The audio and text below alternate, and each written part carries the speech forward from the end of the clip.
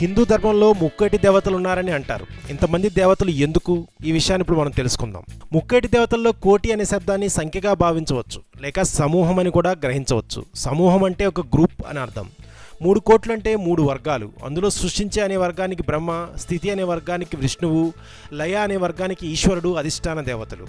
ఇది కాక 3 కోట్లను సంఖ్యాపరంగా తీసుకుంటే అసంఖ్యాకమైన దేవతాగణం మనల్ని ప్రతి కోణ నుండి నిరంతరం సంరక్షిస్తున్నారని చెప్పబడింది.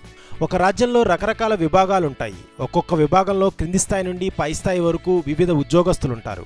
అలానే సృష్టికర్త బ్రహ్మ, అతని అనుగ్రహంతో ప్రజాపతి, అశ్విని దేవతలు, విశ్వకర్మ మొదలగు వారంతా సృష్టి క్రమానికి ఉపయోగపడే దేవతలు. అలాగే స్థితి అనే క్రియలో విష్ణువుతో పాటు ద్వాదశాదిత్యులు, ఇంద్రాది దేవతలు, కుబేరులు వంటి యక్షులు ఉంటారు.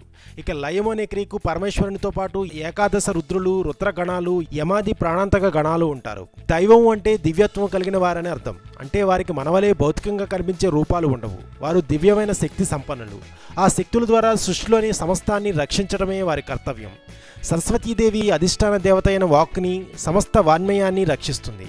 లక్ష్మీదేవి సంపదకు, పార్వతీదేవి సౌభాగ్యానికి అధిదేవతలు. కాబట్టి ఇంతమంది దేవతలు అనుకునే బదులు ప్రకృతిలో ఉన్న ఒక్కొక్క విభాగానికి ఒక్కొక్కరిని అధిష్టాన దేవతలుగా భావించి ఆరాధించడం మనకెంతో శుభదాయకం.